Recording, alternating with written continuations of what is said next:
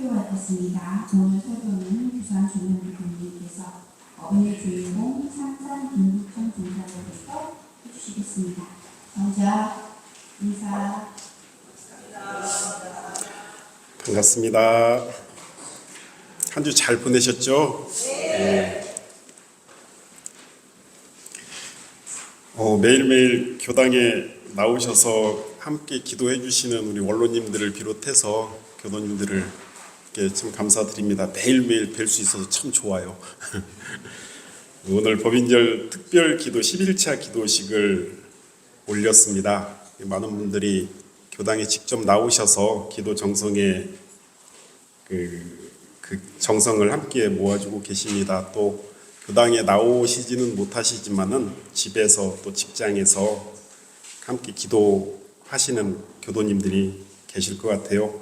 그 정성스러운 기운이 참 잘 모아지고 있다라는 그런 감상이 들고 있습니다. 이 법인 기도의 원력으로 그 법인 기도의 그 법인 정신의 그 기운을 오롯이 채받는 그 기원 되시기를 기원 드리겠습니다. 아시는 바와 같이 지난주에 우리 이효종 교도님 부친께서 열반을 하셨죠. 그 회장님을 비롯해서 많은 교도님들이 부안 문상을 잘 다녀왔습니다. 함께 마음으로 천도 축원을 해주시고 또 부위에 합력해 주신 우리 교도님들께 감사드립니다. 잠깐 효종님 일어나서 인사 한번 드리실까요? 네. 잘 보셨습니다. 감사합니다.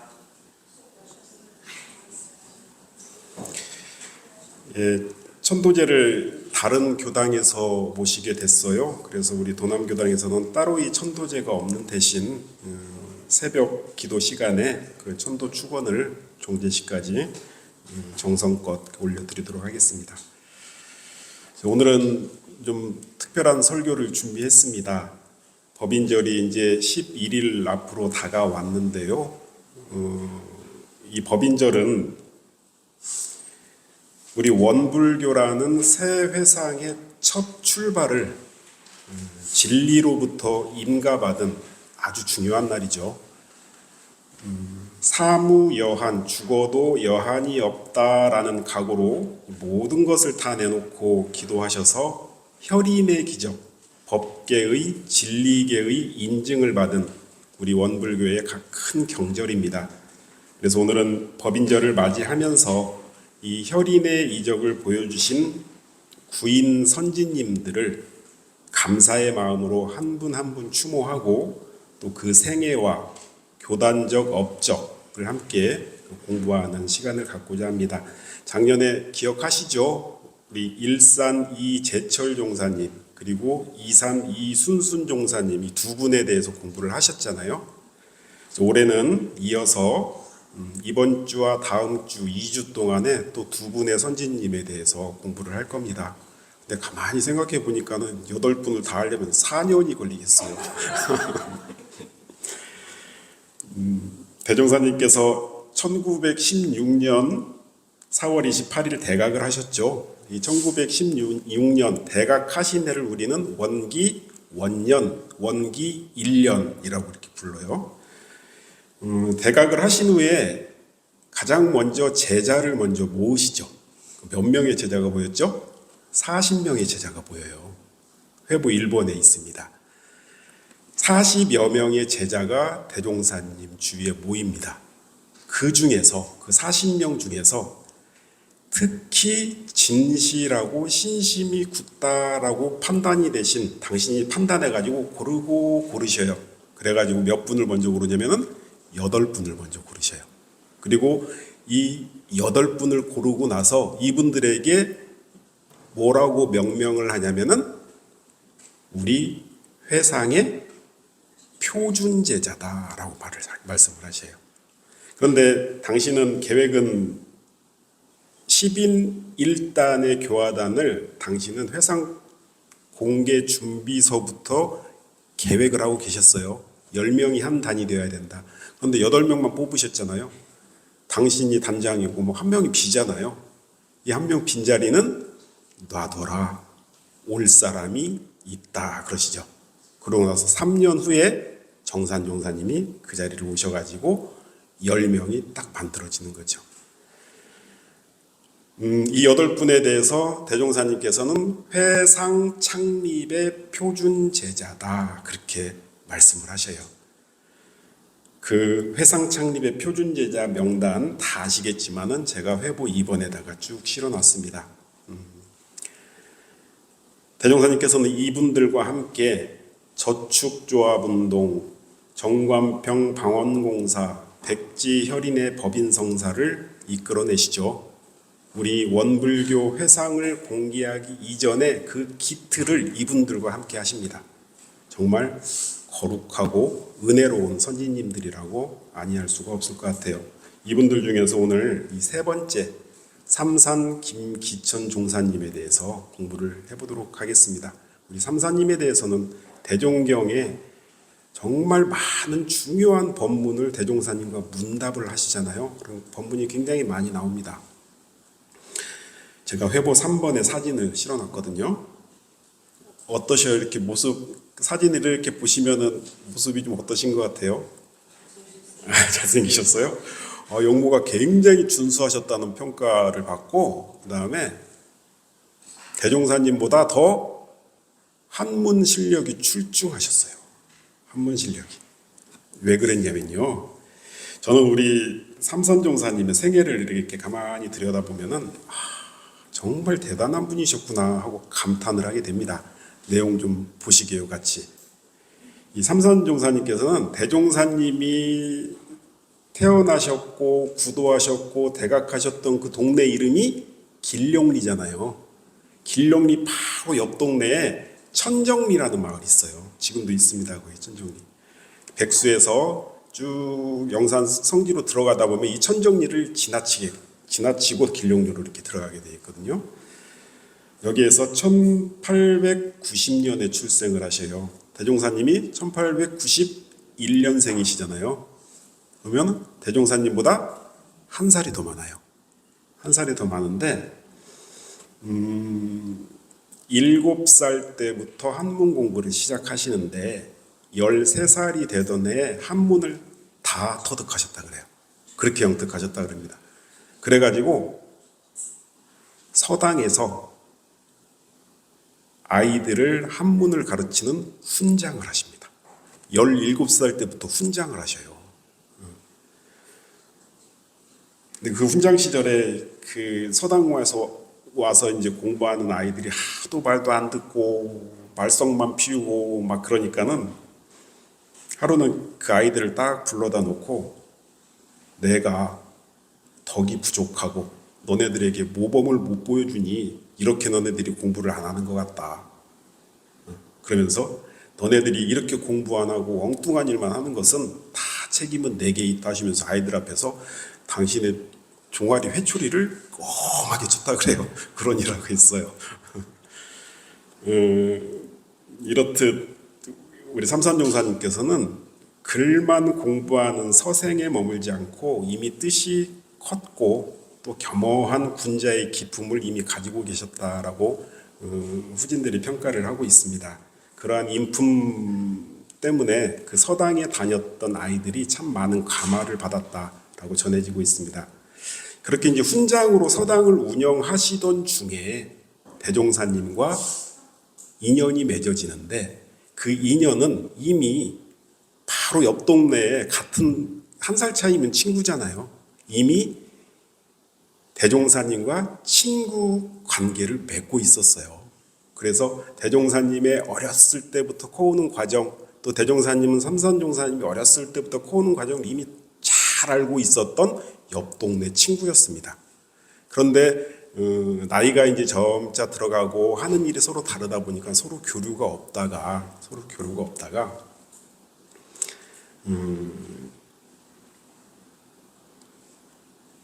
팔산 김광선 선지님이 이 삼사님의 집안 어른이 되십니다. 근데 이 팔사님께서 저기 길용리 처화 알지? 아유 알죠. 처화가 큰 깨달음을 얻어서 도인이 됐단다. 한번 찾아가 봐라. 그런 말을 들으셔요. 그래가지고 옆 동네에 옛 친구를 오랜만에 찾아옵니다. 찾아와서 이런 얘기를 들어보니까 이분 정말 도를 이루셨구나 하고 그 확신이 들어가지고 감복을 하고 제자가 되기를 정해요. 이후에 이 삼산종사님께서는 대종사님을 단 한 번도 어렸을 때 친구로 생각해 본 적이 없었다 그래요. 그냥 스승님으로 보시면서 일생을 살아오신 거죠. 저도 어릴 적 꼬마 때 친구들 지금도 친하게 연락을 하고 있거든요. 이 친구들이 지금은 각 교당에서 교도님으로 주인 역할을 하고 있는 친구들이 꽤 있어요. 꽤 있는데 그 사람들이 저를 지금도 친구로 여기지 스승으로 보시지는 않더라고요. 대종사님의 성자된 모습이 친구를 제자 삼게 되고 또 그 친구는 대종사님을 스승으로 평생을 모시게 되는 그런 위덕이 있으셨습니다. 그렇게 제자가 된 후에 이 교당 창립기에 아주 큰 역할을 하셔요. 저축조합운동, 정관평 방언공사 주역으로 활동을 하시고요. 또 원기 3년에는 전무 출신을 서원하시면서 교무가 되십니다. 그리고 법인기도에 동참하셔가지고 백지혈인의 이적 주인공이 되시죠. 이 삼산종사님과 관련해서 이 법인기도에 관해 당시 일화가 전해지고 있어요. 삼사님 가족들이 전해준 얘기인데요. 그때 당시에 삼사님은 법인기도에 임하는 정성이 정말 깊었다라고 가족들이 회고를 하는데 하루는 기도일에 비가 엄청나게 내렸대요. 정말로 밖에 나갈 수 없을 정도로 폭우가 내리고 바람도 엄청나게 거세고 그랬다 그래요. 그런데 저녁에 구간도실로 모이잖아요. 제자들이. 그런데 삼사님 집에서 천정리에서 길룡리까지 오리라고 그래요. 오리면은 보니까 2km 정도 되더라고요. 2km 정도 떨어져 있는 길을 걸어 오르셔야 되는데 이 초 한 자루 그리고 호리병을 항상 가지고 그 청수를 넣은 호리병 하나를 가지고 그다음에 조그마한 돗자리 하나를 이렇게 끼고 이게 이제 준비물이었대요 그때. 그리고 비가 엄청나게 오니까 그때는 도롱이라 그랬잖아요. 이렇게 뒤집어 쓰는 거 집으로 만들어가지고 뒤집어 쓰는 거 그것을 이렇게 쓰고서 길을 막 나서려고 하는데 그때 어린 딸이 있었답니다. 둘이. 뒤에는 이제 더 자녀가 많아지시는데 그때 당시에는 딸이 둘이 있었는데 둘째 딸이 5살이었대요. 5살이었는데 이 5살 아이 눈에도 이렇게 비가 오고 막 천둥치고 비바람 부는데 가시면 안 될 것 같다라는 생각이 들었었나 봐요. 그 옷자락을 붙들면서 아버지 어디 가요 막 그래서 붙들었답니다. 그랬더니 삼사님께서 범연동 뒷산에 기도 간다 하니까는 이 딸이 오늘은 안 가면 안 돼요 하면서 계속 매달렸답니다. 그랬더니 안 된다. 번개 맞아 죽더라도 나는 가야 된다. 그렇게 해서 뿌리치고 길을 나셨다 그래요. 그러면서 가족들이 그렇게 말해 그 뒷모습을 보면서 그렇게 비장할 수가 없었다라는 그런 회고담을 전해주고 있습니다. 이처럼 우리 구인 선지님들께서는 그 비장함과 엄숙함을 가지고 법인기도에 임하셨던 것 같아요. 또 당시에 길룡리에는 호랑이가 그렇게 많았다 그래요. 우리 선지님들도 호랑이 목격담을 참 많이 들려주셔요. 우리 산밭집 올라가는 바로 밑에 동네 이름도 구호동이에요. 거기가 입구자에다 호랑이 호자 써가지고 그래서 호랑이의 입으로 들어가는 그런 초입의 마을이다 해가지고 그 구호동이라는 마을 이름을 이렇게 붙인 것 같습니다. 문헌에 이런 기록이 있어요. 삼사님께서 기도하셨던 봉우리가 촛대봉이라는 그 봉우리인데 이 법인기도가 저녁 8시에 구간도실로 모여가지고 1시간 동안 대종사님께 법문을 듣습니다. 그리고 9시에 기도봉으로 출발해요. 각기. 그럼 짧으면은 금방 도착하고 저기 먼 데는 거의 1시간까지 가까이 가야지 도착할 수 있는 거리가 돼요. 그래서 정확히 10시에 기도를 시작하게 하셔요. 그리고 2시간 동안 기도를 하거든요. 10시부터 12시까지. 그리고 12시에 기도가 딱 끝나고 다시 구간도실로 모이셔요. 그게 이제 기도의 일정이었는데 이 삼사님이 그 어둠을 뚫고 저녁 10시에 이제 구간도실에서 9시에 출발을 해가지고 촛대봉도 굉장히 거리가 멉니다. 여기가. 그래서 어둠을 뚫고 촛대봉에 이렇게 딱 도착하니까는 촛대봉이 저기 이렇게 보이는데 정상이 거기가 훤하더랍니다. 그래서 가서 이렇게 보니까는 그 기도하는 그 봉우리 거기 팽팽한 데가 있거든요. 촛대봉에 가면은 그 바로 옆에 호랑이 한 마리가 탁 웅크리고 거기 앉아 있더래요. 그런데 삼사님 마음속에는 아무런 두려움이 안 생기더래요. 그래서 그냥 터벅터벅 그 기도 장소로 내 기도 장소로 가서 기도해야지 그 마음밖에 없었답니다. 그랬더니 그 모습을 본 호랑이가 오히려 놀라가지고 숲으로 도망가듯이 사라졌다. 그런 그 문헌이 남아져 있습니다.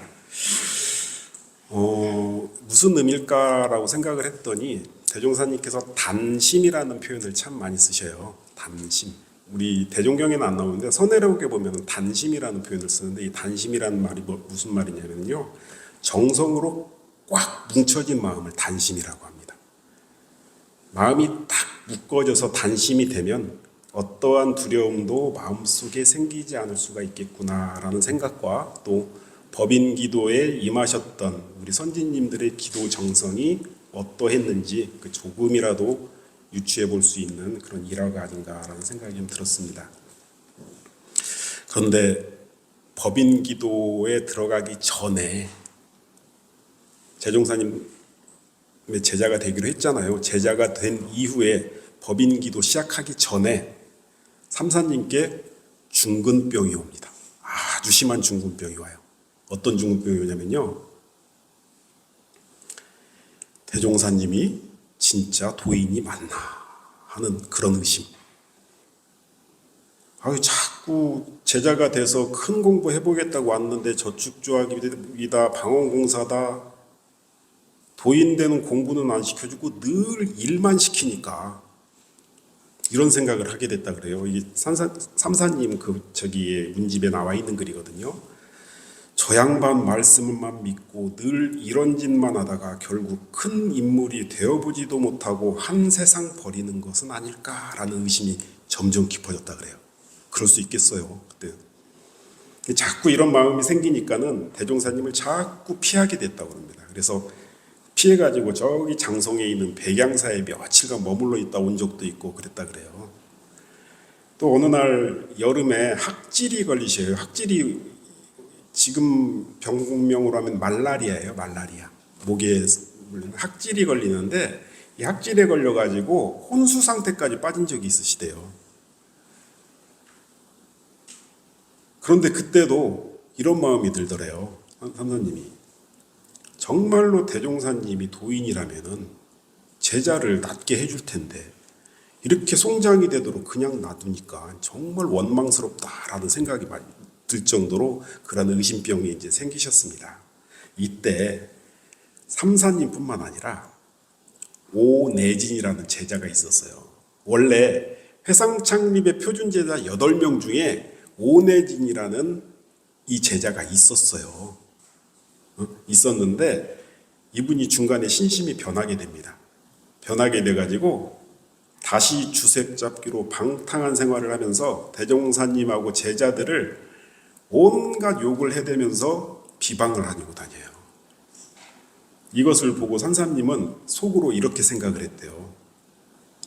저 오내진이 우리랑 같이 대종사님 앞에서 중대한 맹세를 한 사람인데 저렇게 변심하고 행동을 하고 있으니까 그 서약한 바가 정말로 영험이 있다면 어떠한 죄벌이라도 분명히 받을 것이다. 만약에 오내진이가 어떠한 죄벌을 받는지를 봐서 그 결과를 보고 나서 나의 대종사님에 대한 신심도 그때 결정해야 되겠다라고 마음을 먹어요. 이 말은 뭐냐면은 오내진이 별일 없으면은 본인도 대종사님 떠나겠다 그런 뜻이죠. 그리고 나서 어느 날 대종사님께 이렇게 질문을 합니다. 예전에 저희들이 대종사님 앞에서 진리를 향해 몸과 마음을 바쳐서 세상과 중생을 위해서 일하겠다고 맹세를 했는데 또 이를 위반할 때는 어떠한 벌도 달게 받겠다고 맹세를 했는데 오내진이 저렇게 변심해서 저런 행동을 하고 있으니 분명히 벌 받겠지요? 하고 물어봐요. 그랬더니 대종사님이 뭐라고 말씀하시냐면은 오내진이 앞으로 어떠한 일을 당할지 나는 판단하지 않겠다. 그것은 진리의 몫이다. 그러세요.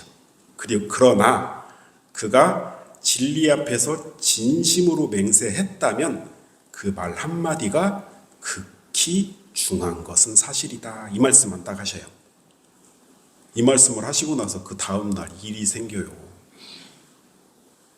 이 오내진 씨가 술에 완전히 취해가지고 집에 가면은 마루가 있잖아요. 그 마루를 이렇게 기어 올라가다가 그 마루 조그만 높지도 않은 그 마루에서 굴러 떨어져가지고 머리를 다쳐가지고 그 자리에서 사망을 합니다. 이 일을 보고 삼사님은 당신 회고록에 그게 써 있어요. 그 일을 보고 몸이 떨리고 두려워서 아무것도 하질 못했다. 그렇게 표현을 하셔요, 당신이. 그래서 다시는 대종사님을 의심하지 않게 되는 계기가 됐다라고 당신이 이렇게 쓰신 글이 있습니다. 우리 대종경에도 이와 관련 법문이 나와요. 교의품 17장에 뭐라고 대종사님 말씀하시냐면은 진리를 향해서 한 번 고백한 서원에 결코 위반되는 일이 없어야 한다는 것을 특히 명심해라 하고 강조를 하셔요. 교의품에. 진리께, 법신불께 저 이렇게 하겠습니다. 저 이렇게 살겠습니다. 저 꼭 이거 지키겠습니다라고 한 번 고백한 것을 정말 엄중하게 생각해야 된다라는 그런 법문을 해주십니다. 이렇게 최초 8제자 가운데 오내진이 들어있다가 이분이 변심하고 사망을 하잖아요. 그리고 그 자리를 오산 박세철 선생님이 뒤에 합류를 하시게 되십니다. 그래서 다시 8제자가 만들어져요. 오사님은 내년에 공부할 수 있겠어요. 자, 이렇게 중군을 잘 넘기신 이 삼선종사님은 우리 원불교 회상 창립 주인 역할을 하셔요. 그리고 교무로 출가하신 후에 공부를 정말 깊게 하십니다. 틈만 나면 좌선으로 입점 3매에 드시고 그리고 화두를 깊게 가지고 그 의두연마를 이렇게 하실 때면 주위 동지들이 정말 신기할 정도로 깊이 의두연마를 하셨다 그래요. 그래서 어느 날은 동지 한 분이 막 걸똘하게 의두연마를 하고 있는 삼사님한테 형님 뭘 그렇게 생각하고 계셔요? 이렇게 물었대요. 그랬더니 삼사님께서 참는 게 있어. 근데 잘 안 찾아지네. 그러면서 계속 의두연마에 집중을 하셨다고 합니다. 잠시도 방심하지 않고 정진의 정진을 거듭한 선진이었다라고 평가를 하는데 이것을 대종사님께서 뭐라고 평가를 하셨냐면요. 삼산종사님을 두고 시비를 초월하고 희로애락에 머물지 않는 사람이다라고 대중에게 굉장히 칭찬을 자주 하셨다 그래요. 삼산종사님이 전무 출신을 하신 후에 교단의 공중사를 맡아서 일을 해나가실 때 당신의 그 신법을 보여주는 유명한 일화가 하나가 있어요. 삼사님께 아까 딸이 둘 있었다 그랬잖아요. 이제 하나가 더 나와서 이제 셋이 됐어요. 그리고 나서 오랜만에 늦둥이로 아들이 하나 태어나요. 출생을 해요. 그런데 삼사님도 독자셨고 아들도 독자잖아요. 얼마나 귀했겠어요. 그 옛날에 2대 독자가 탄생했는데 얼마나 애틋한 정이 있으셨을까. 그런데 당시에 사가는 영광이 있었고요. 당신은 총부에서 지금 근무를 하고 계셨어요. 집에를 안 가셔요. 그러니까는 이 부인 정토님께서 이 늦둥이 막내 아들을 데리고 어떻게라도 좀 아빠 얼굴 좀 보여주려고 총부까지 찾아오곤 하고 막 그랬다고 그럽니다.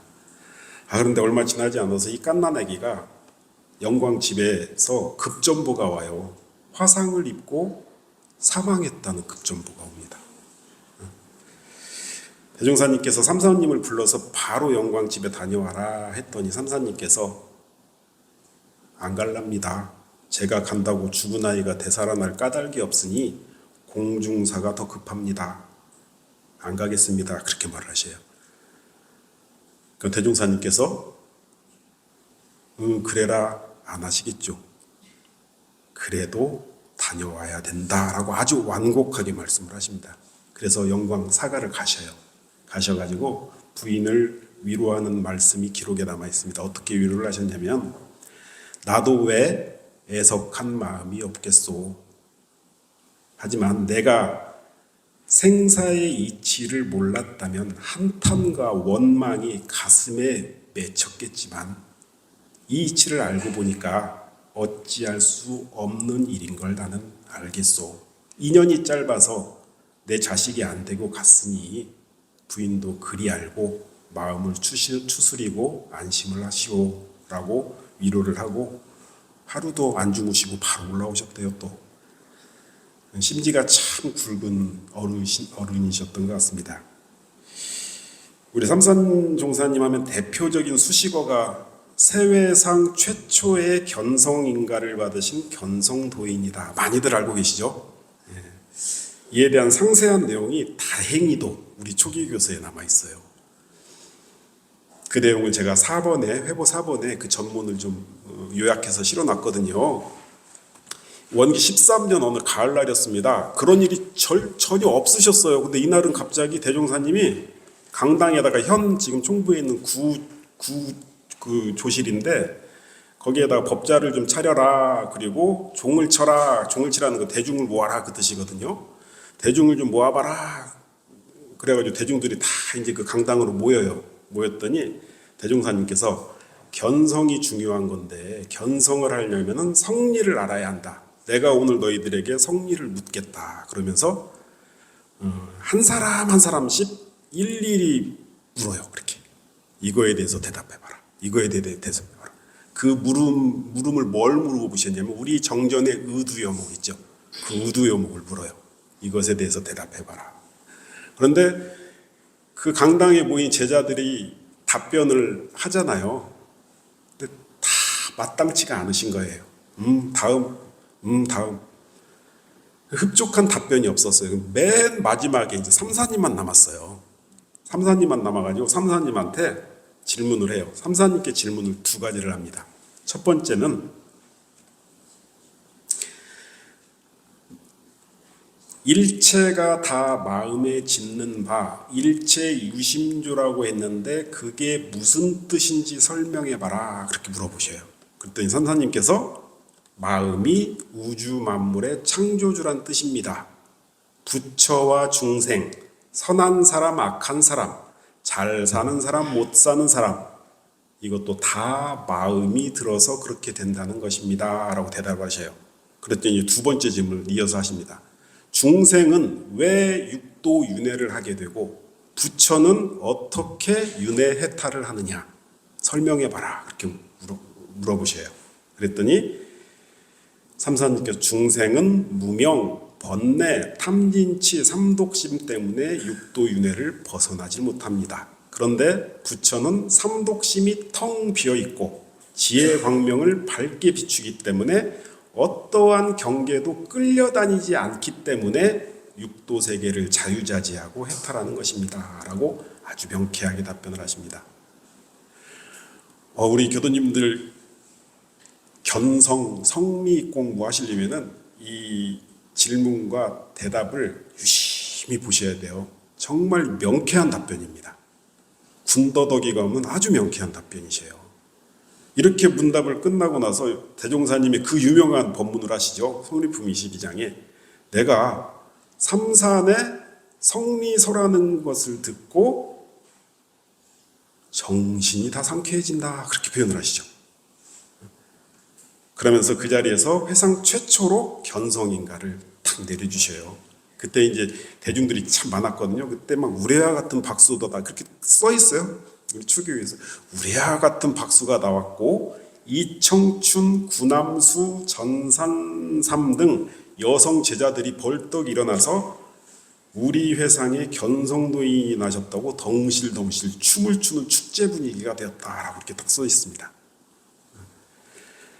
일체 유심조되는 이치와 또 중생이 윤회하는 이치, 부처가 해탈하는 이치, 이것에 대해서 아주 간략하고 핵심만을 잘 설명을 하셨고, 또 대종사님은 이것을 인정을 해주셨잖아요. 우리 교도님들도 이 삼산종사님 답변 늘 마음속에 가지고 연마해 보시면은 성립 공부하는데 굉장히 큰 도움이 되실 것 같습니다. 이렇게 견성인가를 받으신 이후에 삼선종사님께서는 동선 하선이 계속 이어졌잖아요. 그때마다 뭔 역할을 하시냐면 지도교무 역할을 하십니다. 실력을 인정받으신 거죠. 그리고 열반하시던 해까지 이 지도교무 역할을 쭉 해오셔요.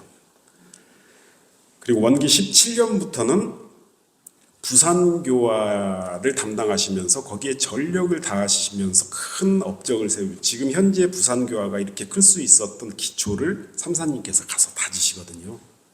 그 공부 깊이가 굉장히 깊으셔서 삼사님의 법문도, 당신의 글도 굉장히 많이 저희들에게 지금 남아있어요. 많이 아실 거예요. 우리 일요일 때 제일 먼저 부르는 성가가 뭐죠? 교가, 영산회상 봄소식이, 이거 삼사님의 작품입니다. 또 성가 5장은 사은 찬송가라고 있죠. 해와 달로 비춰주고, 이것도 삼사님의 법문을 성가로 만든 거고요. 또 저도 참 좋아하는 성가인데 우리 교도님들도 이 성가 참 좋아하시더라고요. 그 107장의 심월송 있죠. 저 허공에 밝은 달, 이것도 삼사님이 쓰신 시를 성가로 만든 거거든요. 이 외에도 참 많은 글들이 저희들에게 전해지고 있습니다.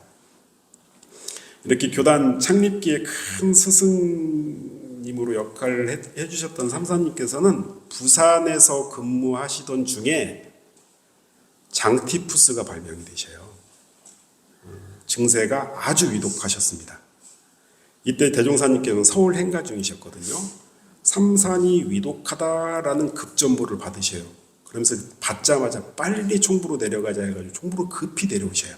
그러면 내려오시면서 지시를 하는데, 일사님께 빨리 그 전주에서 가장 유능하다고 하시는 그 한의사분이 한 분 계셨어요. 그분 모시고 빨리 부산으로 내려가서 치료에 정성을 다해라 하고 명령을 하셔요. 그리고 일사님께서, 이재철 선생님께서 그 한의사분을 모시고 부산으로 급히 내려가십니다. 급히 내려가시고 거기에서 치료를 하시는데 회복을 못하시고 부산에서 원기 20년 부산 하단교당입니다. 하단교당에서 46세라는 이른 나이에 거연히 열반에 드셔요. 대종사님께서 열반의 그 소식을 들으시고 이렇게 법문을 하십니다. 삼산으로 말하면 나와 상종한 후에 원기 3년부터 지금까지 만 18년간 1호의 사심과 퇴보 없이 참으로 향내나는 전무 출신을 한 유일무이한 공인이다 하면서, 떠나가는 기천이도 섭섭하겠지만 우리는 우리의 한 팔을 잃었다라고 말을 다 마치지 못하고 막 통곡을 하셨다 그래요.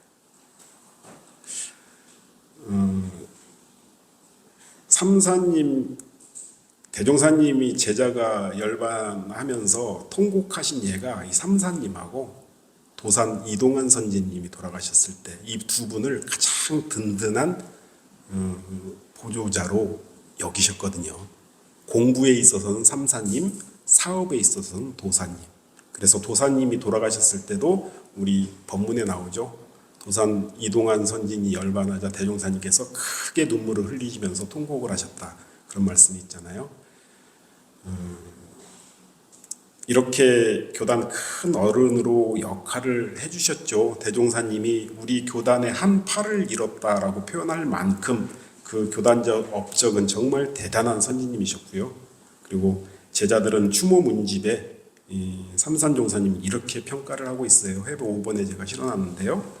지혜가 출중하셨고 수양력이 풍부하셨고 계행이 청정하셔서 만인으로부터 존모를 받았고 소태산 대종사님으로부터 시비를 초월하고 희로애락에 끌리지 않는 부처다라는 극찬을 받은 선진이었다. 외관상으로 훌륭한 용모를 타고났을 뿐 아니라 내적인 면에서도 인격, 지식, 덕행을 두루 갖춘 훌륭한 대공심가요 원만한 지도자였다라고 평가를 하고 있습니다. 그래서 교단에서는 원기 49년에 그 법위를 출가위로 추존해드렸고요. 원기 62년에는 종사 법훈을 추서하면서 그 공덕을 높이 평가해드렸습니다. 자, 이렇게 우리 오늘 법인절을 앞두고 그 법계의 인증을 받으신 그 주인공이신 우리 구인 선진님에 대해서 작년에 이어서 그 세 번째 삼산 김기천 종사님에 대해서 함께 공부했습니다. 법인절이 11일 앞으로 다가왔습니다. 구인 선진님의 혈심 어린 기도정성이 하늘을 감동시켰죠.